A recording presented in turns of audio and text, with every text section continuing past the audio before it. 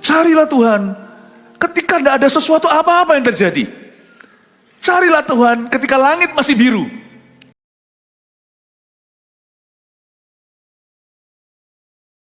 Jadilah segala-galanya. Kau sudah menjadi Bapa dan Raja kami. Jadilah guru dan mentor kami. Tuntun kami terus jemaat-Mu, agar kami bisa berjalan di dalam janji-Mu, agar Engkau memakai kehidupan kami dan apa yang menjadi pekerjaan kami, sehingga kami menjadi bagian dari solusi, bukan bagian dari masalah. Jadikan kami troubleshooter-nya, bukan troublemaker-nya. Tolong kami Tuhan, kami serahkan rumah tangga kami serahkan pekerjaan kami, dan kami serahkan ministry pelayanan kami, semua ke dalam tangan Tuhan. Tuntun kami, berikan pada hamba-Mu pesan pengembalaan yang sanggup untuk menjagai umat-Mu dan menuntun domba-Mu ke rumput hijau, air tenang, dan ke jalan yang betul Tuhanku. Sampaikan sabda-Mu lewat mulut hamba, sembunyikan hamba di balik salib-Mu. Kami mau sama-sama belajar seperti Maria di kaki Yesus. Dalam nama Yesus, haleluya, amin. Puji Tuhan, haleluya. Berikan kemuliaan bagi Tuhan. Puji Tuhan ya, silakan duduk, selamat sore semua. Pengumuman dulu, catat di kalender. Bulan Maret, 1 Maret tepatnya, hari Sabtu akan diadakan Eagle Kids Bible Study. Nah itu dia. Cepat daftar kalau anak Anda kelas 3 sampai kelas 8. Dari kecil anak-anak sudah harus dilengkapi dengan jalan-jalan Tuhan. Itu akan memperingan Anda sebagai orang tua, sungguhan. Kalau anak sudah kenal firman, waktu mereka dewasa mereka tidak akan meninggalkan jalan-jalan Tuhan. Saya berdoa supaya di kesempatan ini saya akan sampaikan tentang Rasul Paulus kepada anak-anak, supaya nanti waktu mereka membaca surat-suratnya di Perjanjian Baru, mereka akan diterangi Roh Kudus. Ya, doakan kami akan mengembalakan anak-anak Anda dengan sangat baik di gereja ini. Hari ini saya kasih satu kebenaran dari satu figur hamba Tuhan, sahabat Allah malahan, di Perjanjian Lama namanya Abraham. Saya kasih tema besarnya Bapak Orang Beriman. Itulah Abraham. Kita banyak bercermin hari ini, banyak pewahyuan, dan sepanjang hari 5 kali ibadahnya tentunya beda-beda. Kebaktian 1, ketaatan dalam mesbah. 2, bisikan pesimis versus firman. Jadi berhenti dialog dengan diri sendiri. Tuhan itu tidak mau kita itu blunder di dalam jiwa. Nah nanti Anda dengarkan sendiri, setan benci perjanjian, gimana membuat perjanjian dengan Tuhan. Ternyata harus ada titik temu ya yang disengaja sama Tuhan Yesus. Kalau kita mau mengalami kemajuan, kemenangan, bahkan pengurapan, harus ada mesbah yang kau bangun dalam hidup ini di tahun 2025. Mesbah harus disengaja. Kebaktian terakhir nanti keuntungan janji yang tertunda. Mari kita baca firman Tuhan yang di ibadah 4 ini, judulnya solusi masalah, dari Kejadian pasal 16 ayat 1 sampai 10. Saya baca dulu. Ini cerita klasik sekali tentang Hagar dan Ismail. Adapun Sarai istri hamba Abram itu tidak beranak. Ia mempunyai seorang hamba perempuan orang Mesir, Hagar namanya. Berkatalah Sarai kepada Abram, engkau tahu Tuhan tidak memberi aku melahirkan anak. Karena itu, baiklah hampiri hambaku itu. Mungkin oleh dialah aku dapat memperoleh seorang anak. Dan Abram mendengarkan perkataan Sarai. Jadi Sarai istri Abram itu mengambil Hagar, hambanya orang Mesir itu.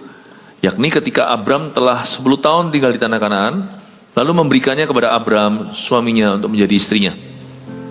Abram menghampiri Hagar, lalu mengandunglah perempuan itu. Ketika Hagar tahu bahwa ia mengandung, maka ia memandang rendah akan nyonyanya itu. Lalu berkatalah Sarai kepada Abram, penghinaan yang kuderita ini adalah tanggung jawabmu. Akulah yang memberikan hambaku ke pangkuanmu. Tapi baru saja ia tahu bahwa ia mengandung, ia memandang rendah akan aku. Tuhan kiranya yang menjadi hakim antara aku dan kau. Kata Abram pada Sarai, hambamu itu berada di bawah kuasaanmu. Perbuatlah kepadanya apa yang kau pandang baik. Lalu Sarai menindas Hagar sehingga ia lari meninggalkannya. Lalu malaikat Tuhan menjumpainya dekat suatu mata air di padang gurun, yakni dekat mata air di jalan ke Syur. Katanya, Hagar hamba Sarai, dari manakah datangmu dan kemanakah pergimu? Jawabnya, aku lari meninggalkan Sarai nyonyaku. Lalu kata malaikat Tuhan itu kepadanya, kembalilah kepada nyonyamu, biarkanlah engkau ditindas di bawah kekuasaannya.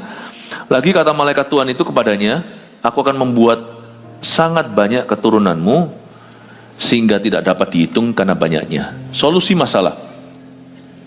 Penting sekali kita selalu komitmen jadi troubleshooter, ya, problem solver, penuntas masalah. Orang yang mengecilkan bukan membesar-besarkan masalah. Jangan jadi sebaliknya, kita menjadi troublemaker-nya. Ada banyak Shinchan rohani yang berkeliaran di gereja. Shinchan itu apa? Komik itu loh, anak kecil yang nakal sekali, di mana ada anak itu rumah kayak kapal pecah. Kita jangan jadi seperti itu. Kita harus jadi Yusuf di Mesir, Daniel di Babilonia. Kita menjadi orang-orang yang merupakan bagian solusinya, pembawa damai. Tapi mungkin ini klise ya. Saya akan ajak Anda untuk melihat hal-hal yang praktis dari ayat-ayat ini. Kita lihat lagi ayat 1, selalu dimulai dengan sebuah problema yang muncul dulu. Adapun Sarai, istri Abram itu tidak beranak. Ini masalahnya. Masalah kalau nggak punya anak itu satu hal, tapi karena mereka itu sudah dijanjikan dan sudah diberitakan kemana-mana, lalu mandul pula, malunya kan luar biasa. Sarai, waktu itu namanya masih Sarai, bukan belum Sarah. Mereka terima janji, tapi nggak langsung berubah, nggak langsung lihat mujizat Allah. Untuk suatu kurun waktu dia tetap menjadi Sarai yang menanti, menjadi Abram yang menunggu. Adapun Sarai, istri Abram itu tidak beranak. Selalu ada sebuah kondisi. Sebuah kondisi selalu menjadi alasan yang mudah untuk mengeluh. Kita itu selalu punya alasan untuk tidak percaya. Loh, aku mau percaya tapi. Untuk mau taat juga sama. Ketaatan itu selalu bertele-tele di hidup kita. Seperti orang mau diet gitu loh. Diet itu selalu mulai esok hari. Olahraga juga sama. Kapan olahraga? Bulan depan. Bulan depan, nanti ditanya bulan depan lagi. Susah gitu. Kalau bisa buat susah, kenapa buat mudah? Oh, ada sih, saya punya satu olahraga. Apa? Lari. Wah, luar biasa. Tapi kenapa ya kok belum ramping juga? Karena larinya dia bukan membakar bukan membakar karbohidrat, bukan kardiovaskular. Larinya adalah lari dari masalah. Itu juga suatu bentuk jenis olahraga loh. Olahraga yang salah. Sarai tidak beranak. Sebagian orang lagi punya masalah bukan dirinya tapi anaknya. Sebagian lagi mungkin Yeni tidak bercucu. Mungkin orang lain lagi ya, mungkin Agus tidak berduit. Atau mungkin Silvi tidak berhasil. Selalu ada satu label untuk kita itu, selalu ada sesuatu yang kita bisa jadikan alasan menjauhi Tuhan. Keluhan itu selalu ada namanya. Sarai tidak beranak. Sebenarnya sampai titik ini no problemo, tidak ada masalah. Tapi cara mereka menghadapi masalah ini, itulah masalahnya. Yang pasti Bapak Ibu Saudara, lari dari masalah itu bukan solusi masalahnya. So jangan lari. Lari itu hanya mengulur waktu, dan dia tidak mengubah apa-apa.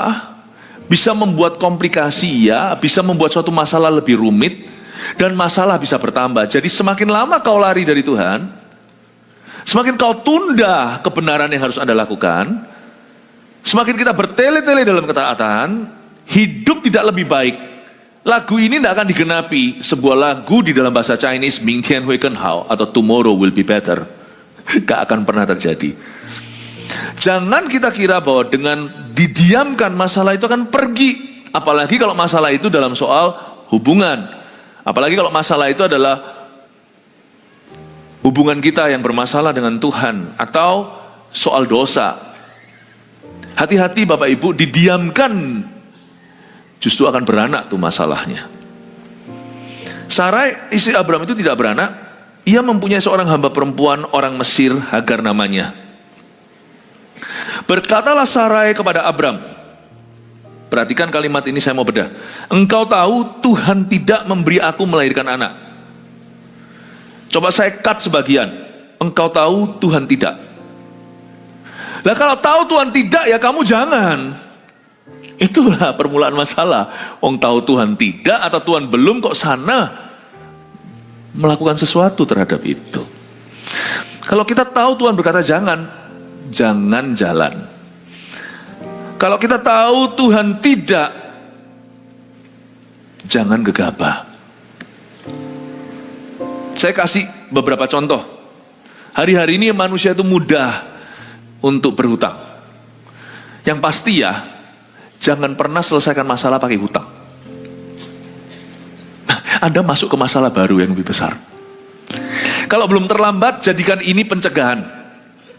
Karena prevention is better than cure. Mencegah lebih baik daripada mengobati.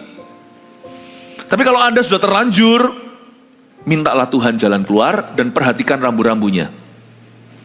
Justru kalau kita sudah salah jalan, mulai sekarang jangan salah jalan lagi. Kalau sudah salah jalan, jangan tutup lubang, gali lubang. Kalau kita sudah terjerumus, satu-satu jalan sekarang adalah lakukan apa yang betul. Itu pun nggak tentu menyelesaikan masalah hutang piutangmu, tetapi paling tidak bisa memperburuknya. Kalau masalah Anda tidak lebih buruk dari kemarin, bersyukurlah. Jangan selesaikan masalah dengan berhutang. Jangan gampangin. Bahkan kadang-kadang kita pakai hutang untuk menggenapi masalah di divisi departemen lain, tapi pakai uang. Misalnya, kita sekarang lagi terbelit-belit dalam hutang piutang, kerjaan kita nggak bagus, tapi orang tua nggak tahu. Orang tua punya ekspektasi mungkin karena seumur hidup, dulu susah, besarkan Anda, sekolahkan tinggi-tinggi, lalu Anda kuliah, lalu lulus, lalu kemudian kerja, orang tua masih mengira pekerjaan Anda baik-baik. Jadi kadang-kadang ortu beritahu, oh ini loh, kok saya lihat brosur, papa mama lihat brosur, enak ya, ayo kita naik cruise yuk, ayo kita berlayar yuk, ada ini katanya ini, Disney Cruise, bisa bawa cucu. Orang tua nggak tahu Anda dalam masalah, Anda tidak mau merepotkan mereka. Anda nggak keruan hatinya tuh rasanya, aku tuh kepingin senengkan papa mama kapan lagi ya. You know what, akhirnya Anda pakai hutang loan itu di-cashkan untuk cruise dulu sama orang tua. I don't think that's the solution, you know. Solusi terbaik adalah honesty is the best policy, atau kejujuran itu adalah cara terbaik. Ngomong apa adanya sama orang tua, minta didoakan. Tidak perlu Anda merasa guilty bersalah sebagai anak belum senangkan. Kalau memang Anda belum mampu, itu bukan uangmu. Pakai uang orang lain, bukan uang Anda, untuk senangkan papa mama. Itu ajak papa mama ikut korupsi uang orang lain. Gak ada berkat Tuhan dengan cara gitu-gituan. Saya kasih contoh yang mungkin gak relevan buat sebagian besar, tetapi saya kasih salah satu ilustrasi untuk memberi Anda gambaran bahwa divisi ini perlu cara tertentu. Tidak bisa selalu pakai tidak bisa selalu kita selesaikan dengan berhutang. Gak bisa selalu begitu. Kita gampangin sekarang itu untuk utang kanan kiri. Termasuk hutang bank pun harus hati-hati. Apalagi di zaman edan ini, hutang itu bisa diwariskan ke anak cucu. Anda mau wariskan sesuatu, kalau gak bisa wariskan apa-apa, mendingan jangan wariskan hutang deh. Mendingan anak mulai dari nol gitu, dia bisa mulai sendiri daripada kalau harus tanggung hutang piutang Anda. Saya ngomong gini kok saya digerakkan sama Roh Kudus ya. Kalau engkau tahu Tuhan tidak, berarti itu bukan punyamu. Kalau engkau tahu Tuhan tidak memberi, berarti belum milikmu. Kalau engkau tahu Tuhan tidak memberi, engkau melahirkan, jangan paksakan. Berkat tidak boleh dipaksakan. Selalu bangun di atas dasar cash flow. Tidak boleh kita itu jalankan mobil di atas tangki yang kosong, pinjem bensin orang lain. Tidak bisa. Kalau Tuhan belum memberikan padamu, it's not yours. Berarti itu bukan kendaraannya. Berarti itu bukan hakmu. Janganlah jalankan kewajibanmu yang lain pakai peluru orang lain. Kalau belum saatnya, Banyak aja doa untuk papa mama. Kalau Anda belum bisa senangkan, bilang aja sama orang tua, sorry pak, manda. Nanti kemungkinan besar, kalau orang tuanya orang tua yang baik hati, orang tua benar, apalagi yang takut akan Tuhan, pasti orang tua itu mundur sendiri. Enggak lah, papa nggak minta loh. Yang penting kamu baik-baik sudah. Papa nggak minta, nggak akan nuntut nggak akan nuntut. Kita aja dalam dunia asumsi orang tua pasti kecewa, nggak tentu. Jangan bangun apa-apa. Engkau tahu Tuhan tidak, maka kau jangan. Ini hari-hari ini saya diingatkan Tuhan untuk mengingatkan jemaat. Be very careful, jangan gampangkan uang orang lain. Jangan gampangkan resources sumber daya orang lain. Jangan berharap sama manusia. Ya, dan jangan paksakan berkat sebelum saatnya. Some blessings, ada berapa berkat itu belum Tuhan serahkan kepadamu. Mungkin secara finansial masih bermasalah. Mungkin sebagian orang juga belum waktunya, belum mumpuni sampai situ kemampuannya. Jangan minta promosi sebelum waktu. Kadang-kadang Tuhan izinkan kita masih berada di posisi itu. Kita berada di posisi itu. Kalau Tuhan taruh kita di posisi tersebut, kita tidak diangkat, kita tidak dibawa ke tempat yang lebih tinggi, nggak apa-apa loh selama Anda berbuah. Sungguhan loh. Saya pelayanan dahulu memulai ministry saya jadi CGL tuh lama loh, bukan di Indonesia. Saya dulu kan sekolah besarnya di Kanada. Saya jadi CGL tuh lama banget. Gak ada loh ya cerita.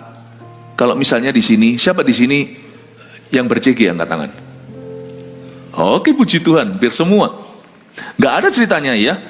Yang namanya CG, saya nih CG membelah, saya pasti jadi coach. Coach, saya pasti jadi TL. Nggak ada. Itu kepercayaan.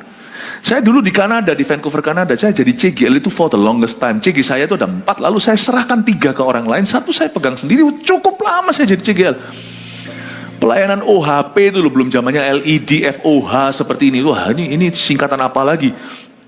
Itu yang ditutupin pakai kertas, lirik lagunya kalimat per kalimat. Itu saya cukup lama pelayanan itu. Saya nggak jadi pengkhotbah loh. Karena saya bahasa Inggrisnya waktu itu lumayan bagus, waktu itu sekarang kurang. Indonesia saya kan namanya mother tongue, gimana pun juga saya, itu adalah bahasa sehari-hari saya. Jadi saya itu nggak pernah khotbah, cuman menerjemahkan. Translator, saya di translator ministry cukup waktu yang lama, cuman kebalik. Pendeta saya di sana khotbah bahasa Indonesia, saya translate ke bahasa Inggris karena banyak sekali orang Indo dulu di luar negeri di tempat saya sekolah itu menikah sama orang-orang Barat. Saya translate for a long time, Nggak ada namanya saya sudah lancar khotbah, bahkan bisa hafal materi khotbah pendeta saya. Kapan giliran gua khotbah? Kita jangan menuntut berkat sebelum saatnya. Kalau Tuhan tidak angkat, itu berarti kita harus terus berbuah di tempat. Saya dulu adalah CGL yang paling subur. Belah kasih. Sungguhan, saya sendiri nggak diangkat-angkat. Saya tetap CGL forever, my friend. Saya ngerti sekarang, kalau saya diangkat, saya mungkin sombong kali ya. Saya belum siap. Saya diangkat mungkin ada banyak angin yang menerpa saya bisa jatuh. Bukan hanya pujian, mungkin tekanan, saya belum tahan. Tuhan tahu levelku. Tapi kalau saya setia dan loyal, maka di level tersebut saya akan berbuah lebat. Berbuah lebat. Kita itu bisa berbuah tanpa menikmati buah kita. Kita itu bisa menikmati sesuatu tanpa harus memilikinya. Saya kalau dipinjemin rumah teman waktu saya berlibur kemana disuruh tinggal di situ, saya nggak sirik rumahnya kok besar, enggak. Saya nikmati, thank you, saya jaga, saya dan istri dan anak-anak itu punya kode etik yang tinggi. Jadi kalau sampai dipinjami rumah, itu kita jaga, saya wanti-wanti anak, jaga semua kebersihan, anak masih kecil kan. Setelah selesai itu kita kosek semuanya, pastikan tuh kinclong perginya, sekalipun nanti akan ada outsourcing yang datang untuk cleaning, saya tetap pastikan rumah itu kami lepas lebih kinclong waktu daripada kami datang. Kami diberi kesempatan untuk menikmati, kami tidak harus memiliki. Dan jangan mentang-mentang tidak memilikinya lalu kita semena-mena dengan tempat itu. Justru orang yang bisa dipercaya sama Tuhan sama manusia adalah orang yang bisa menikmati sesuatu yang bukan miliknya dengan rasa milik Rasa kepemilikan yang tinggi atas rumah itu tanpa harus memilikinya, kita akan jaga. Nah, coba mikir nih, susah untuk dicerna. Nah, dipinjamin mobil orang, saya nggak gampang-gampang minta pinjaman, saya nggak pernah buka mulut pinjam ini, pinjam itu sama orang sampai hari ini, dari dulu, sekarang, selama-lamanya. Tapi kalau sampai saya dipinjami mobil orang, itu mobilnya pasti balik bensin penuh. Mobil itu sampai setirnya pun saya akan lapi. Apalagi istri saya itu sampai semua debu terkecil pastikan itu kembali dengan terima kasih. You don't have to own something to love it and to appreciate it. Kita tidak perlu memiliki sungguh-sungguh mempunyai. Kita tidak perlu memilikinya atau jadi hak milik kita atau menjadi kepunyaan kita untuk bisa menikmatinya, menghormatinya, menghargainya dan mengasihinya. Dan pendeta saya dulu lihat saya ini CGL forever, saya tidak ngeluh itu, akhirnya saya dipercaya lebih oleh Tuhan. Itu yang disebut setia dalam perkara sederhana, itu berani jalan di tempat dan berbuah lebat. Jadi kita harus mengerti satu poin ini. Kalau engkau tahu Tuhan tidak atau Tuhan belum, jangan langkahi Tuhan. Jangan dahului. Itu prinsip hebat untuk berbuah lebat. Ini membuat kita luput dari berbagai macam permasalahan yang tidak harus terjadi. Engkau tahu Tuhan tidak, come on lah Sarai, harusnya kamu jangan. Kalau kamu tahu Tuhan belum, jangan kamu maju dan nekat. Di sini masalahnya orang-orang yang selalu gampangin barang orang, uang orang, dan selalu memaksakan dirinya sebelum waktunya. Kebanyakan masalah baik itu finansial atau rumah tangga, pelayanan di dalam gereja, ataupun di luar sana tempat kerja, itu selalu hubungannya dengan ini, nafsu. Pasti itu, nggak jauh dari sana. Manusia itu fine di level tertentu, tapi waktu dia memaksakan dirinya padahal Tuhan tidak berbicara, disitulah yang disebut dengan overekspansi dan jatuh. Tuhan tidak pernah suruh kita jalan, suruh kita pergi ke medan perang tanpa memberi peluru. Jadi kalau memang Tuhan tidak memberikannya kepadamu, jangan kita mencobai Tuhan kita. Saya nggak ngomong gini berarti semua kita nggak bisa punya perencanaan dengan iman, tidak. Tapi iman itu juga nggak kosongan. Tuhan memberi makan 5.000 orang itu dan nampak dulu 5 roti 2 ikan.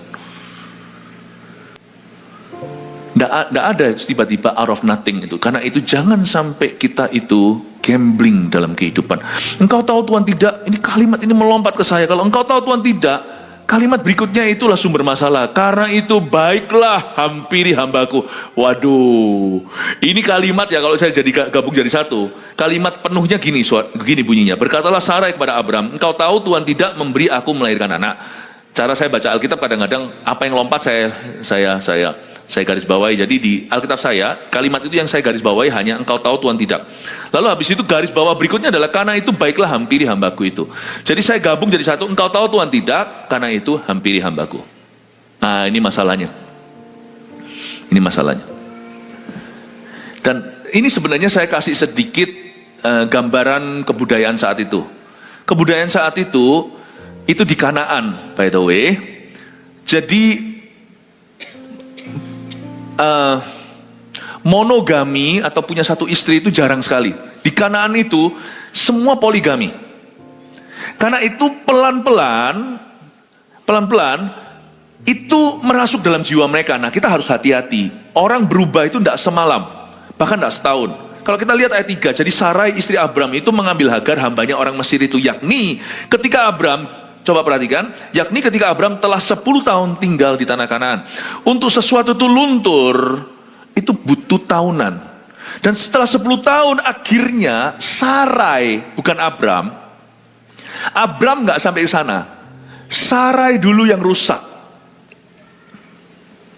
Sarai itu karena desperado, karena putus asa, maka dia sarankan, lu hampiri aja Hagar, hambaku perempuan. Karena kalau orang Yahudi sebenarnya percaya pernikahan itu sakral. Tetapi Abram maksudnya ya, tapi Sarai sudah kepengaruh dengan kebudayaan. Abraham juga sedikit kepengaruh, cuman nggak vulgar. Sarai sarankan, Abraham terima. sama-sama rekan dalam kejahatan.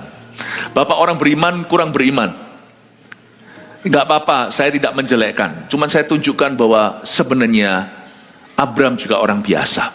Tapi kalau kita renungan di sini, setelah 10 tahun, kebudayaan Kanaan itu mulai masuk dalam jiwa mereka, dan standar mereka mulai luntur. Zaman dulu, nggak usah kakek nenek kita, zaman orang tua kita, di usia-usia orang yang lahirnya tahun 70, 60, tahun-tahun itu yang namanya seks di luar nikah itu tabu. Tapi sekarang sudah tidak jadi pembicaraan. Zaman dulu ya, waktu kita masih sekolah swasta gitu, misalnya kalau Jakarta ada Puncak, saya nggak mau sebut di sini di mana, nggak mau jelekkan satu kota mana-mana, karena itu pilihan oknum, itu bukan kotanya yang salah atau bukan hotelnya. Cuman saya masih sekolah, wow, jadi pembicaraan, nggak tahu itu gosip di antara siswa, nggak tahu, tapi saya dengar desas-desus, si ini langsung dilabel, si ini sama itu, kemarin waktu akhir pekan pergi ke Puncak. Berdua, wah, sekarang itu sudah bukan lagi hot news kayak gitu, udah biasa. Zaman dulu itu kayak di antara kami siswa-siswa waktu saya SMP, wow, si ini, wah, anak-anak muda itu kan sok tahu ya kadang-kadang ya. Si ini loh pergi ke sana. Ya sudah wis, nggak apa-apa sebutnya, pergi ke tetes gitu. Sekarang ada sebut gitu, diketawain, kuno lu. Setelah puluhan tahun, 10 tahun kemudian, hal itu biasa bagi Sarai. Itu oke, karena diterima oleh budaya sekeliling. Makanya Alkitab berkata di Roma 12, janganlah jadi serupa dengan dunia ini. Sampai hari ini di gereja kita, sebelum seorang menikah, saya selalu tekankan kepada semua mentornya untuk tanya, have you done it? Ngapain sih gereja ngurusi? Gereja biasanya nggak mau ngurusi. Oh, berkat itu obat keras. Sampai diberkati, kita kecolongan, kita salah, kita dianggap malpraktek oleh Tuhan sebagai gereja dan sebagai hamba Tuhan. Kenapa kamu nggak pedulikan kekudusan? Namanya aja pernikahan kudus. Kamu harus tanya kekudusan sampai berapa? Orang mau minum obatnya tanya alergi apa atau histori sejarahnya. Kita nggak mau tanya kenapa sungkan sama keluarganya. Sungkan sama keluarganya atau aduh nggak enak lah ya campuri. Kok rasanya itu privacy gitu loh. Jangan kesana lah. Gereja itu kan liturgi. Kalau kita nggak tanya kita salah. Dan kalau kita berkati orang itu, lalu orang itu ternyata nyolong berkat. Paham maksud saya? Ternyata dia nggak layak terima berkat karena bisa dapat berkat, tapi dia harus bertobat dan dia harus mengakui dulu kesalahannya di depan Tuhan. Nggak perlu di depan umum. Ngapain kita mempermalukan mempelai berdua? Tetapi harus ada pemberesan dengan Tuhan. Makanya di gereja kita tuh 6 bulan sebelumnya itu sudah ambil pranikah supaya ada konseling yang jelas, supaya ada ada akar-akar dosa, kejahatan semua itu dibereskan sebelum kita itu mau membangun serius rumah tangga ini di dalam Tuhan. Operasi yang benar kalau sampai Anda masuk ke ruang praktek dokter berkata operasi hari ini langsung, nggak apa-apa, kapan? Masuk aja sudah langsung saya bedah. Takutlah, nggak steril itu semua. Untuk operasi kecil aja, kecil loh. Misalnya operasi katarak, operasi kecil seperti misalnya cuman ambil kutil gitu atau apa. Itu ada prosedurnya, itu harus memastikan steril supaya jangan infeksi dan sebagainya. Makanya negara-negara tertentu dengan hukum yang melindungi kesehatan masyarakat, apalagi bisa menuntut pihak medis yang malpraktik, lebih cenderung hati-hati. Makanya negara-negara tersebut excellent di dalam medicine. Bahkan orang-orang di seluruh daerah-daerah sekelilingnya itu banyak yang terbang ke sana karena lebih percaya. Saya berdoa semoga Indonesia juga jadi seperti itu suatu hari nanti. Nah, kalau kita mau sungguh-sungguh melakukan ministry dengan betul, harus tanya kenapa kalau sampai dia diberkati padahal dia nggak layak terima berkat itu. Jangan heran nanti dalam perjalanan nikahnya itu ada banyak masalah tidak bisa diselesaikan sama konseling. Kelihatan seperti mereka itu menendang gala dan kakinya sakit sendiri. Berkat, catat, itu obat keras saudara.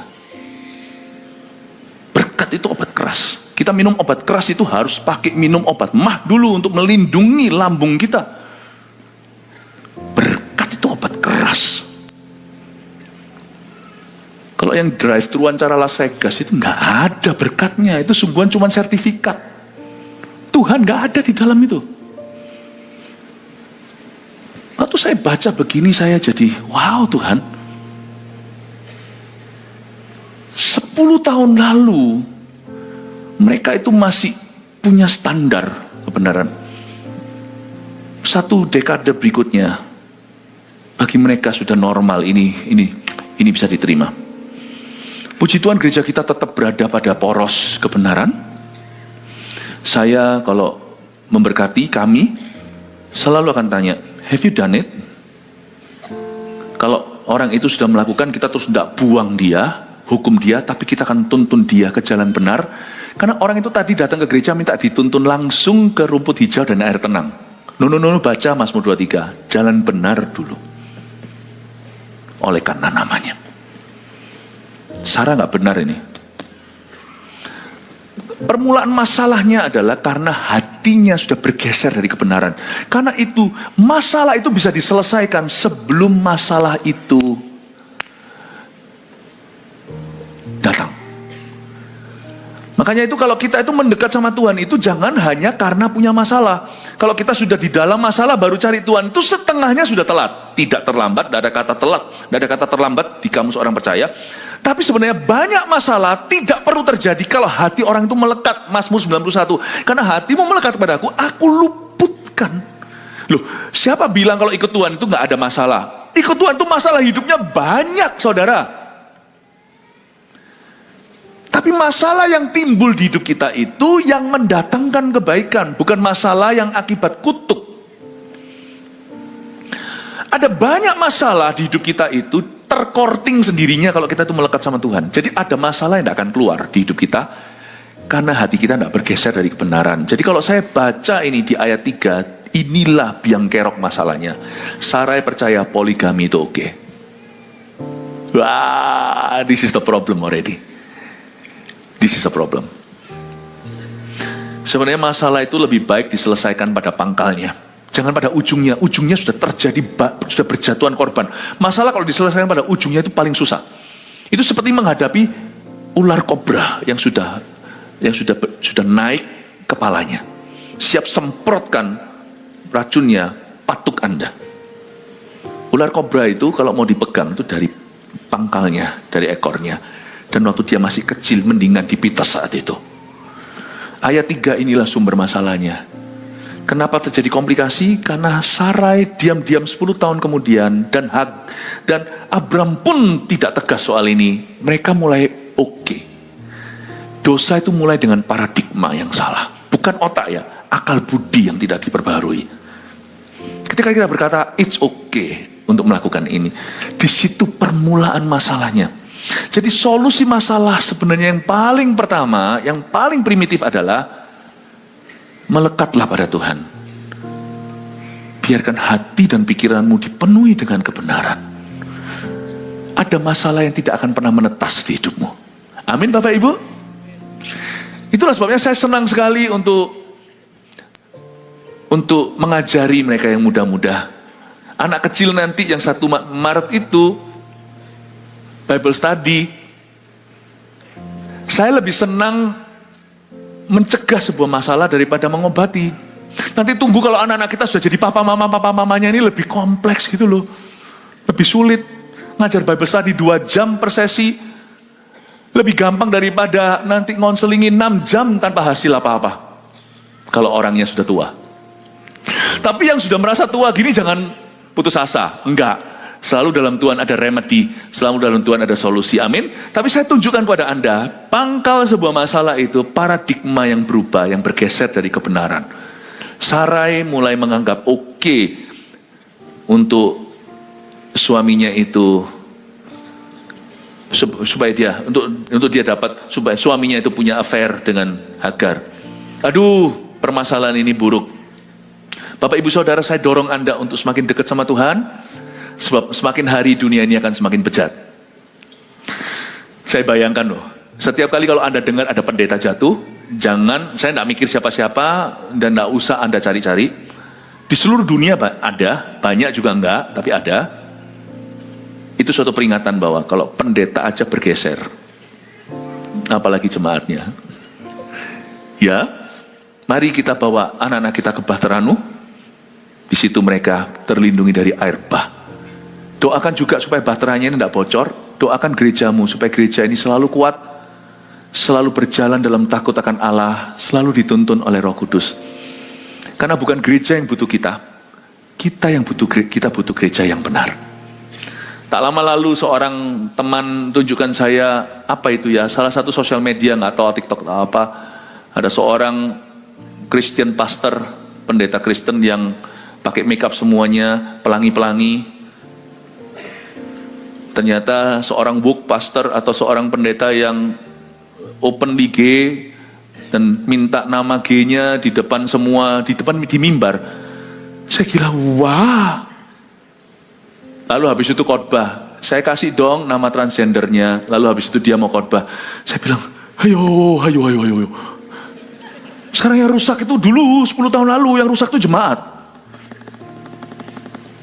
Tapi sekarang yang rusak adalah hamba-hambanya. Udahlah, jangan kita mikir-mikir orang lain deh. Kita doa. Kalau kita doa, saya minta anak-anak kita semuanya itu dan papa mamanya ber-CG dengan benar. Karena di dalam CG kita juga belajar untuk saling mempertanggungjawabkan kehidupan. Amin. Masalah itu bisa dicegah dari sejak alfabetnya A, belum B, C, D, E, F, G. Dimulai dari awal. Mari kita timbah kebenaran, jangan tunggu ada problema. Cari Tuhan tuh jangan tunggu sampai kita itu in trouble dulu, setelah kita mengalami sesuatu. Carilah Tuhan ketika tidak ada sesuatu apa-apa yang terjadi. Carilah Tuhan ketika langit masih biru. Carilah Tuhan ketika Anda sehat, ketika Anda muda. Carilah Tuhan, jangan tunggu sakit, jangan tunggu bangkrut. Amin Bapak Ibu Saudara? Amin ya. Ayat yang keempat, Abram menghampiri Agar, lalu mengandunglah perempuan itu. Ketika Hagar tahu bahwa ia mengandung, maka ia memandang rendah akan nyonyanya itu. Ya iyalah, come on lah. Gak ada orang yang punya 2 istri itu keluarganya utuh. Pasti ada sesuatu antara istri pertama, istri kedua. Hidup atau mati, pasti ada sesuatu, gak mungkin. Ya, meskipun bisa juga kasih karunia bekerja demikian rupa, diselamatkan semua, tidak terjadi apa-apa, tetapi tetap itu bukan rencana A. Puji Tuhan untuk rencana B yang akhirnya berjalan dengan baik, tapi tetap bukan rencana A. Tetap bukan rencana A. Karena itu Bapak Ibu Saudara, kalau kita baca di sini, kita pelajari suatu dinamika. Abram setelah menghampiri Agar, mengandunglah perempuan itu. Ketika Hagar tahu dia mengandung, ia memandang rendah kan nyonyanya. Anak sama anak itu oke loh. Kalau Anda pelajari, anaknya Hagar namanya Ismail, anaknya Sarai nanti namanya, belum lahir nih, tapi nanti namanya Ishak. Ismail dan Ishak namanya bocah, namanya anak kecil. Teman main. Cuman memang si Ismail punya budaya yang beda, dia itu mamanya Mesir. Yang disebut Ismail itu bully Ishak, itu bukan bully-bulian anak kecil, itu biasalah rebutan mainan. Tapi Ismail ajari Ishak ngomong kotor. Itulah kira-kira. Kalau Anda lihat anak Anda, bayangin ini Sarai melihat anaknya itu diajari sama anak selirnya suaminya, diajari ngomong kotor, diajari minum, diajari untuk buka pornografi, buka situs-situs porno. Ya pasti dia akan angkat anaknya, minggir, kamu jangan deket-deket. Lalu disitulah ceritanya berujung ke Hagar, usir aja. Ayat yang Anda baca di mana Ismail dan Ishak itu saling bermain, lalu ada terjadi insiden, mamanya nggak suka lihat gimana Ishak diperlakukan.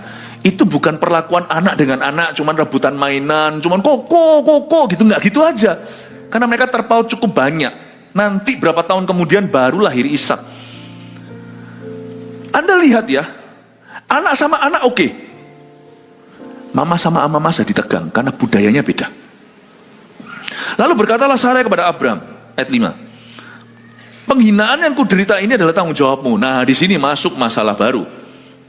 Akulah yang memberikan hambaku ke pangkuanmu, tapi baru saja ia tahu bahwa ia mengandung, ia memandang rendah akan aku. Tuhan kiranya menjadi hakim antara aku dan engkau.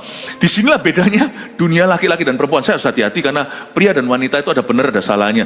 Tapi ayat 5 ini, otak laki-laki saya tidak bisa ngerti. Dan disinilah dulu ada buku, nggak usah baca yang gituan, lebih baik baca firman, itu lebih kebenaran. Yang lain itu semua gitu tuh opini trendy. Ya, katanya buku yang semacam kayak apa, laki itu dari mana, perempuan dari Venus atau apa itu? Venus, apa? Laki dari Mars. Kayak kita tuh dari planet yang berbeda. Sungguhan. Itu benar bahasanya itu nggak ketemu. Kalau lagi harmoni ya, semua bisa suara 1, suara 3 enak. Wah, nyambung jadi choir. Tapi kalau lagi nggak ketemu, sungguhan itu desang-desing nggak ketemu. Bener-bener kadang-kadang itu kita itu merasa kita ini ciptaan dari planet yang berbeda. Ya, ya tergantung siapa yang ngomong. Kalau yang laki lagi marah maka dia berkata, aku ini ciptaan Allah, kamu dari neraka. Yang perempuan juga sama. Aku tahu aku ini ciptaan Allah yang paling mulia, kamu kera. Evolusimu belum jadi. Lalu berkatalah Sarai kepada Abram, coba ya, Anda perhatikan. Yang suruh Abram mengambil istri siapa? Ibu-ibu jangan benci saya ya. Ajari saya kalau saya nggak ngerti. Saya ini otaknya lagi, nggak tahu. Saya kalau sampai mengerti bahaya nih pastornya. Lalu berkatalah Sarai kepada Abram, penghinaan ini yang kuderita ini salahmu. Loh, bisa lihat Abram langsung, loh. Abram cari Melkisedek. Pendetanya kan, nggak ketemu karena Melkisedek menghilang, tiada awal tiada akhir tuh. Kita ini masih untung masih punya pemimpin gembala di atas kita. Abram cari siapa? Melkisedek dia ketemu nanti. Penghinaan yang kuderita ini tanggung jawabmu. Aku yang memberikan hambaku ke pangkuanmu. Loh, Abram mau ngomong, lah kamu yang mau. Salah. Aku lakukan kemauanmu, sekarang lempar ke aku. Tapi baru saja ia tahu bahwa ia mengandung. Langsung dia menghina aku, memandang rendah aku. Tuhan kiranya menjadi hakim antara aku dengan dia. Betul? Baca lagi coba. Tuhan kiranya yang menjadi hakim antara aku dan engkau. Abraham berkata, dalam hatinya. Cuman dia terlalu tua, kalau sampai dia teriak gitu dia bisa mati di tempat. Gini ya, kalau sampai ada seminar wanita, Pak, jangan saya diundang, saya nggak ngerti. I don't understand this. Makanya itu laki-laki, dengarkan saya. Perempuan, tutup telinga. Kalau sampai lagi waktunya pasangan Anda ndak cengli, nggak fair, dengarkan saja. Menjawab percuma itu kayak orang Jepang ngomong sama orang Sunda.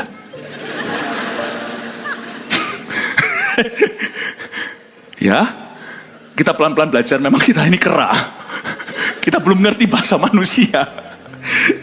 Oke, tapi nggak apa-apa, bersyukurlah. Ibu-ibu jangan marah dong kalau suaminya nggak ngerti. Kalau sampai suaminya ngerti total G kali. Anda bisa berteman dengan seorang laki-laki tapi vibe-nya tuh rasa kayak temen cewek, itu harus dipertanyakan. Bahkan cari baju apa sekali, semuanya dia iya bagus lah, aku juga rasa. Anda perlu bertanya lagi, siapakah dia?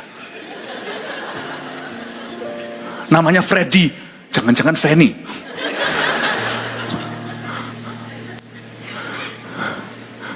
Ngerti ya? Janganlah kau tuntut berlebihan lah. Udahlah, kami ini pria, masih kasih kami waktu untuk evolusi. Tunggu kami sampai jadi manusia ya. Ini canda ya, saya nggak percaya evolusi, ini semua ciptaan Allah. Saya nggak percaya Darwin, saya percaya Yesus. Ayo, salahnya Sarai di mana sih? Pertama-tama salahnya adalah dia menghadapi masalah pakai cara dunia. Hati-hati ya Bapak Ibu Saudara, itu biang masalah. Cara dunia itu biang masalah. belum Anda kecentok masalah. Tapi kalau Anda sudah terbiasa pakai cara dunia, cepat lambat kena masalah. Orang itu biasanya korupsi itu pelan-pelan sampai dia di posisi tinggi jadi skandal besar. Pokoknya kalau masih ada praktek-praktekmu itu yang menentang firman Tuhan, bahkan yang tidak diajarkan, jangankan yang menentang firman Tuhan, yang tidak diajarkan aja Anda harus waspada. Itu oke nggak ya?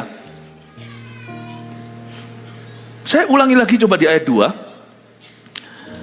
Berkatalah Sarai kepada Abraham, kau tahu Tuhan tidak memberi aku melahirkan anak, karena itu baiklah hampiri hambaku itu. Coba lihat kalimat kata berikutnya. Ini lompat. Mungkin. Sarai pun tidak tahu pasti. Menyelesaikan masalah itu ada banyak lika-liku, tapi prinsipmu tidak boleh tanda tanya lagi. Benar dan salah, Anda harus bisa membedakan tangan kiri dan tangan kanan apa kata firman. Itu sudah harus jelas di depan.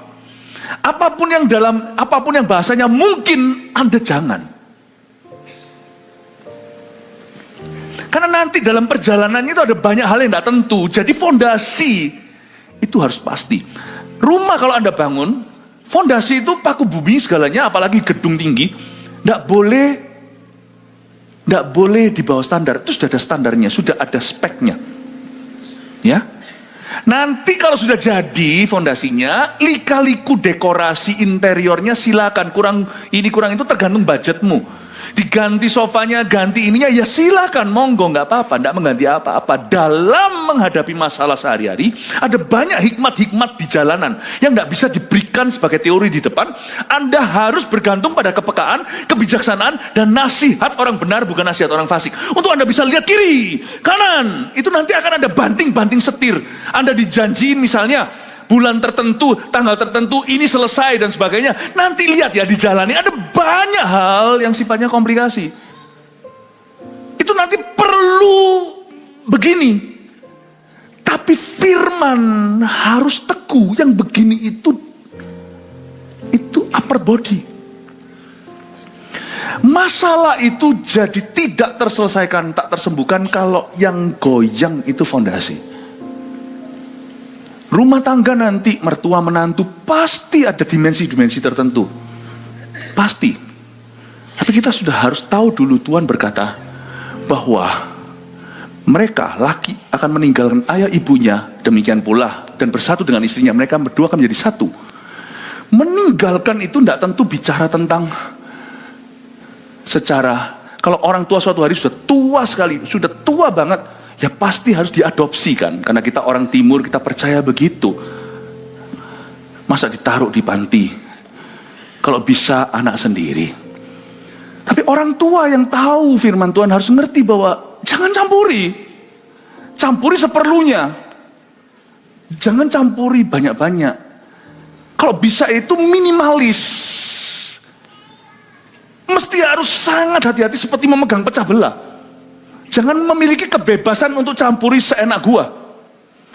Kalau sampai fondasinya salah, nanti komunikasinya berabe itu seterusnya. Fondasinya betul aja masih perlu liku-liku, kita harus menyesuaikan diri, adjustment kok. Apalagi orang tua yang berkata, enggak, aku enggak akan pernah lepaskan anakku. Wih, kalau gurunya sudah kencingnya berdiri, nanti komunikasi kencingnya berlari. Ingatlah sesuatu Bapak Ibu Saudara sebelum Anda mengarungi kehidupan lebih dalam lagi, bahwa any foundation that is wrong, change it now. Sebelum nanti harus operasi. Apapun yang menentang firman Tuhan, ujungnya tidak baik, saudara. Pasti ujungnya tidak bagus. Baik itu dalam dunia bisnis, dalam dunia keluarga, anything. Kalau firman sudah ngomong dengan jelas, mereka akan meninggalkan ayah ibu, itu berarti meninggalkan batin. Bukan berarti lalu bye-bye ketemu papanya lalu manggil, hey George. Ya enggak. Tapi meninggalkan secara batin itu berarti mereka belajar untuk mandiri secara emosi antara mereka. Bapak Ibu Saudara, kalau fondasinya salah ya hancur sampai seterusnya. Sedangkan fondasi betul aja masih hancur-hancuran kok di depan. Ini suatu pelajaran bahwa Sarai pakai cara dunia. Jadi dia itu prinsipnya yang salah. Kalau langkah kaki kita salah, Tuhan menetapkan langkah orang. Jikalau dia jatuh, tak sampai tergeletak karena Tuhan menopang tangannya. Jadi kalau namanya langkah kaki itu bisa aja korsleting, bisa aja salah, nggak apa-apa. Ada yang namanya learning mistake atau ada yang namanya kesempatan untuk belajar dari kesalahan. Tapi fondasi prinsip tidak boleh. Anda harus punya prinsip tiap hari. Temukan prinsip-prinsipmu di tahun 2025. Jangan belajar jurusnya macam-macam. Belajar miliki kuda-kudanya. Saya dorong Anda, kalau Anda ikut dalam gereja, kalau Anda dimuridkan di gereja ini, Anda tangkap prinsip-prinsip yang tidak boleh ditawar lagi. Tuhan, aku terima itu sebagai kebenaran. Bukan perasaanku. I take that as your authoritative truth. Kebenaranmu yang merupakan otoritas di hidupku. Tunduk. Kalau enggak, ujungnya itu puhau. Ujungnya pasti enggak bagus. Ujungnya pasti enggak baik. Amin. Sarah itu masalah dia bukan solusi masalah. Masalahnya adalah Sarah itu menghalalkan cara dunia. Abraham sih salahnya simple sih. Tapi simple ini yang berat. Dia nggak berbuat apa-apa sih. You don't do anything. You see, saya pernah dengar orang dulu sekali saya pernah tangani. Aduh, saya sampai lihat anaknya, kok bisa ya? Mamanya dipukul sama saudaranya, adiknya, saudaranya orang yang cuma liatin doang, dipukuli, dia diam aja. Yang satu memang jahanam. Yang satu itu orang yang anak yang tidak tahu diri. Masa mamanya dipukul sejahat apapun tidak boleh mukul. Tapi kokonya atau adiknya saya lupa. Ini sekitar terjadinya 30 tahun lalu. Koko sama adiknya. Koko atau adiknya salah satu. Laki lagi cowok lagi. Diam aja gak berbuat apa-apa. Ini 30 tahun lalu anak muda. Untungnya tidak terjadi insiden, tidak terjadi luka yang serius. Mungkin mamanya. Itu kokonya diam aja. Saya lihat ngomong sama kokonya itu atau adiknya. Kelihatan nampak lebih tua. Saya bilang, kamu sama salahnya bro. Saya masih muda, umur 30 tahun yang lalu. Kamu sama salahnya. Kamu tidak berbuat apa-apa, kamu sama salahnya. Abraham, kamu diam aja. Kamu sama salahnya. Kamu tidak mencegah. Yang satu tidak berbakti. Saya tidak tahu diri. Yang satu tidak inisiasi. Tidak inisiatif untuk menolong atau menghentikan. Bukankah Paulus dulu juga gitu? Waktu Stefanus dibunuh, dia tidak menajam batu. Dia cuma di sana memberi restu. Terus. Di mata Tuhan, dialah sang pembunuh. Karena dia yang merancangkan itu. Sedih saya kalau melihat gini. Waktu saya baca gini. Abraham, kamu tidak berbuat apa-apa. Kata Abraham pada Sarai, lihat ini ya. Hambamu itu di bawah kekuasaanmu. Lempar-lemparan nih, pingpong terjadi. Perbuatlah kepadanya apa yang kau pandang baik. Lalu Sarai menindas Hagar sehingga ia lari meninggalkannya. Ya, mari kita bicara tentang Hagar nih. Hagar lari meninggalkannya. Di dalam diri kita selalu, di dalam setiap kita selalu ada Hagarnya. Kita semua itu escape artist, kita semua itu ahli lari. Kita semua punya satu olahraga yang tidak membuat kita sehat. Semua kita itu cenderung lari dari masalah. Semua kita. Jadi kita harus hati-hati. Ini yang disebut dengan sindrom Hagar. Lalu malaikat Tuhan menjumpainya dekat suatu mata air di padang gurun, yakni dekat mata air di jalan ke Syur. Katanya, Hagar, hamba Sarai, dari mana datangmu dan kemana pergimu? Jawabnya, aku lari meninggalkan Sarai, nyonyaku. Minimal kelebihan Hagar adalah waktu dia lari, dia ngaku. Kita yang lari, kalau ditegur sama seseorang, ayolah, misalnya CG nih, ada orang yang kena masalah hidup atau kena gesekan lalu dia mundur, misalnya. Lalu ditelepon sama temannya, ayo, dia nggak mau ngomong terus terang, iya aku sakit hati. Kalau orang ngomong terus terang itu sama seperti seorang pasien datang ke dokter, itu mudah diobati. Tapi kalau orang nggak ngaku, ya apa boleh buat? Dari mana kita layani? Atau ditanyai gitu, enggak, aku sibuk, aku ada proyek ini, padahal di hatinya bukan itu. Aku lari memang meninggalkan. Aku sibuk, aku ini. Sarah, paling tidak Hagar itu punya kelebihan yang harus kita pelajari. Dia memang lari, tapi dia ngaku. Dan lihat ya, lihat ya mulianya Hagar. Dia lari ke mata air. Ini secara profetik bicara pada kita, dia meskipun lari, dia cari pertolongan. Dia bukan lari dari masalah untuk mengulur masalah itu. Kalau bisa, kita lari aja ke alkohol, kita lari ke narkoba, kita lari ke seks bebas, kita lari ke apa? Enggak, dia lari itu cari pertolongan. Kalau Hagar hidup hari ini, dia mungkin larinya ke gereja, karena mata air di masyarakat itu adalah the church of God. Dia cari pendeta. Ini Hagar. Paling tidak kelebihannya di situ. Dan waktu ditanya, apa yang terjadi dengan kamu? Waktu Hagar ditanya sama Tuhan, sama malaikat, maaf, aku lari meninggalkan Sarai nyonyaku. Karena dia ngaku mudah untuk dipulihkan. Dan Tuhan itu adil. Saya dalam hal ini tidak mau menjelaskan dari sisi umat pilihan. Kalau umat pilihan jelas-jelas itu dari Abraham, Sarai, dan Ishak. Saya tidak mau bicara dari sisi itu. Tapi dari kacamata yang berbeda saya bicara tentang respon hati. Maka saya boleh katakan Hagar dalam ceritanya yang paling glorious, paling mulia. Ironis.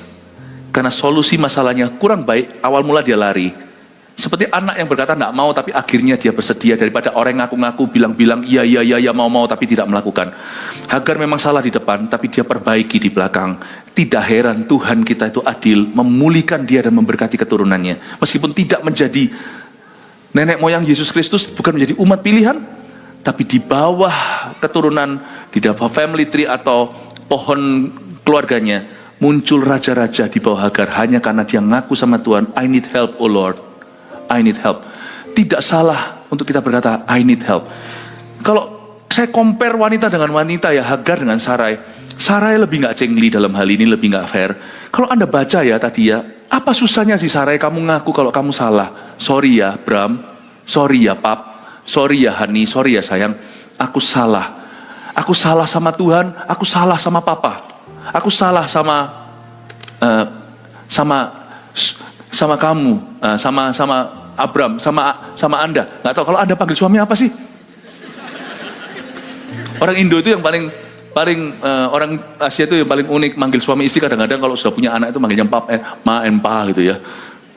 Ya mungkin ya pa, aku salah, aku ngaku. Itu lebih selesai loh. Masalah itu kalau bisa diselesaikan, jangan diperumit. Kalau dia mau ngaku aja, I was wrong. Saya rasa ya, orang yang berani gentleman berkata, aku salah, itu tidak akan dihina. Tuhan sendiri janji, orang yang mengakui dosanya disayang. Kalau kita mau ngaku aja, kalau saya jadi Sarah ya, saya sarankan, kalau saya baca gini, ngerti tidak ngerti saya soal jiwa wanita. Harusnya saya ngerti jiwa orang benar. Harusnya dia berkata kepada Abraham, I was wrong, my judgment was wrong. Penilaianku salah, sehingga aku mau merencanakan sesuatu yang melawan Tuhan dan jelas-jelas Tuhan melarang ini bagi umat Israel. Bagi ya. Dan Sarai bisa berkata I was wrong dan dia akui aja lalu minta pengampunan. Pak, sorry ya, please forgive me. Duduk sama-sama, coba pikirkan jalan terbaik apa. Hagar harus gimana? Ini masih ada jalur enggak ya untuk bisa berpisah, tapi masih ada goodwill kita. Gimana caranya supaya Hagar Ismail itu bisa sungguh-sungguh jauh dari kemah dan tidak lagi merusak atau meracuni Ishak. Ya, tidak akan meracuni. Gimana caranya? Nanti ini masih ada ceritanya. Suatu hari nanti ini kan dia balik, lalu nanti setelah itu Ishak lahir, lalu ditindas tuh Ishak, lalu habis itu dia lari lagi. Jadi ini lari bolak-balik. Tapi paling tidak kali ini belum ada Ishak sih, tapi dia harus jauhkan nanti anak kemudian yang dikandung dan dilahirkan tidak boleh dekat sama anak ini. Ya apa caranya ya? Dia bisa duduk, instead of gontok-gontokan, dia bisa duduk dengan Abraham meskipun sama-sama salah, tapi bisa sama-sama bertobat dan bisa kita sekarang rundingan cara terbaik, metode yang terbaik. Selalu tujuannya benar, tapi metodenya kan ada banyak. Kita selalu pilih yang grade A, metode yang terbaik, yang paling minimal damage kerusakannya, yang paling memuliakan Allah dan paling mendatangkan berkat. Kira-kira apa? Harusnya dia bisa rundingan. Tapi lebih gampang untuk nyalakan. Salah lu. Nah itu langsung Sarainya langsung tutup. Salah lu. Nggak selesai. Sehingga masalah masih continue. Nanti kalau setelah Hagar kembali, Anda baca ayat-ayat berikutnya, masalah berlanjut. Tapi paling tidak untuk konteks ini sekarang, saya melihat Hagar masih ada baiknya. Kembalilah kepada nyonyamu, biarkanlah engkau ditindas di bawah kekuasaannya. Ayat 9. Kamu jangan lari lagi. Lalu kata malaikat itu kepadanya, aku akan membuat sangat banyak keturunanmu, sehingga tidak dapat dihitung karena banyaknya. Gara-gara Hagar kembali, di perutnya itu sekalipun anak haram, terima berkat dari yang maha kuasa. Aku akan membuat banyak keturunanmu. Dari sini nanti keluar raja-raja. Nanti kemudian waktu Ishak diusir, waktu Ismail keusir juga, nanti waktu dia besar, nanti Tuhan tambahkan raja-raja. Tapi sekarang dari sini nanti aku akan membuat banyak keturunanmu. Solusi masalah itu bukan lari dari hadirat Allah, tapi cari Tuhan. Sekalipun ada konsekuensi mengikuti, sakit kali, tapi lebih baik saya didisiplin sama Yang Maha Kuasa daripada saya terkutuk karena lari dari hadiratnya. Bapak, Ibu, Saudara, kalau memang ada suatu masalah dalam kehidupan Anda yang harus ditanggulangi hari ini, carilah Tuhan, carilah pertolongan yang benar. Nah, hati-hati dalam mencari pertolongan yang benar. Dengan ini saya selesai. Saya kasih contoh lagi dari Sarah. Andai kata dia mau salah pun yang jeli gitu loh. Belajar selektif. Tidakkah dia tahu orang Mesir itu ilahnya banyak? Mereka penyembah berhala yang sangat-sangat profesional. Meskipun dia sebagai budak, kebudayaan adalah kebudayaan. Orang Indonesia mau siapa kayak apa suka nasi. Karena kita lahir dari itu. Kalau saya cerita teman-teman saya, kamu pagi makan apa? Nasi. Hah? Pagi makan nasi, siang makan apa? Nasi, malam nasi. Yang po ami belalang kupu-kupu tidak berlaku. Siang makan nasi. Enggak, siang minum susu, pagi minum susu, kalau malam, aduh kok bingung saya. Iya, siang makan nasi, kalau malam minum susu. Kalau enggak nih, siang makan nasi, malam juga makan nasi. Orang-orang Mesir itu orang-orang yang sudah sangat kental dalam penyembahan berhala. Gini loh Sarah, andai kata lu mau salah, mikir dulu sedikit paling tidak. Kalau memang Abraham harus punya selir, jangan kasih Mesir. Butanya itu total ya. Masalahnya dia itu paradigmanya sudah rusak ini. Bapak, Ibu, Saudara, ketika kita salah, misalnya kita kepahitan, lalu kita itu bukannya cari solusi, tapi kita cari orang-orang yang sama kepahitan sama kita. Kita cari Mesir. Kadang-kadang kita dengarkan orang-orang yang kita kurang selektif melihat profil. Kalau kita sungguh-sungguh cek hidup mereka, nggak benar itu hidupnya. Kenapa tiba-tiba mereka angkat bicara soal kerohanian? Apalagi bisa gurui Anda tentang Tuhan. Apalagi mereka bisa kasih Anda nasihat. Kalau Anda mau dapat nasihat, misalnya sekalipun itu bisnis, Anda harus tahu dan percaya yang namanya prinsip berkat. Berkat itu bukan datang dari kekuatanmu dan usahamu. Misalnya kita punya rekan bisnis, lalu dia kasih kita nasihat gini-gini, wah memang betul sih, di luar sana bukan hanya orang Kristen doang. Orang Kristen pun bukan jaminan. Tapi kalau ada sesuatu keputusan besar dan inspirasimu adalah orang-orang di luar sana yang hidupnya tidak keruan, sekalipun mungkin bisnisnya besar, Anda jangan ngambil keputusan bersama dengan rekanmu. Jadikan itu masukan. Keputusan harus diambil bersama dengan orang benar. 2-3 orang berkumpul dalam nama Yesus. Banyak orang itu kurang selektif ketika cari nasihat. Mereka lebih dengar nasihat orang fasik. Anda kalau mau sungguhan nilai pohon itu lihat buahnya. Lihat itu selektif dengan profil. Sarai kok bisa buta? Nggak bisa melihat ini orang bahaya. Dia menjadikan Hagar kemungkinan solusi dan dia mengharapkan berkat dari seorang Hagar. Dalam rumah tangganya mungkin Hagar bisa mendatangkan berkat. Mungkin Hagar bisa mendatangkan penggenapan janji. Mungkin dari Hagar keluar perjanjian. Lupakah dia orang Mesir yang ditolak Tuhan? Sometimes we just hear anyone yang memuji kita. Pokoknya orang itu muji kita, bombong dan benar-benar make us feel good, membuat kita rasa nyaman. Kita dengarkan tanpa kita uji orang itu. Kita terima beritanya mentah-mentah karena dioles dengan pujian kepada kita atau yang nyaman, yang enak-enak di telinga.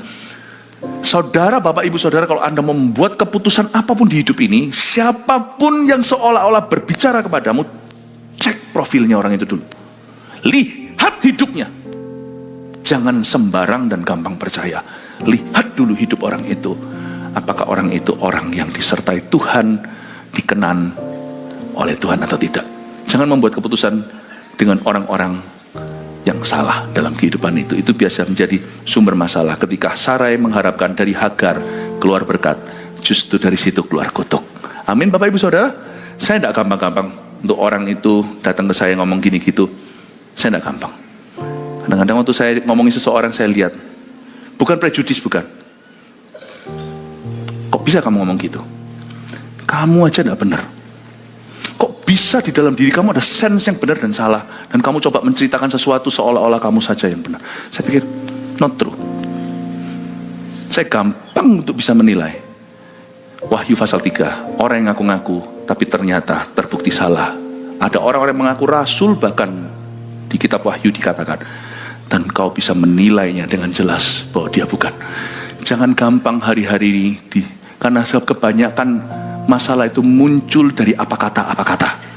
Be careful, whoever is speaking into your life, siapapun yang bicara ke dalam hidupmu, teropong dulu, lihat hidup rumah tangganya.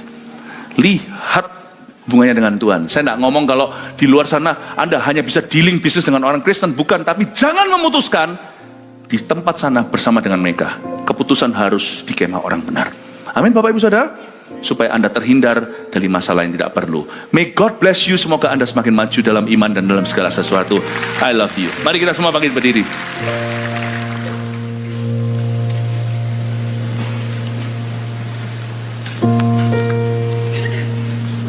Urapanmu turun atas jemaatmu. Mari jemaat yang dikasihi Tuhan, pulanglah membawa berkat dari Allah Bapa, Putra, Roh Kudus. Dialah Allah Abraham, Ishak dan Yakub. Dia berjanji menyertaimu. Jangan takut, jangan bimbang. Tuhan menopangmu, memberi kekuatan dan memberimu kemenangan. Pulanglah membawa iman, pengharapan, terutama kasih Yesus dalam hatimu. Dalam nama Yesus, haleluya. Amin. God bless you.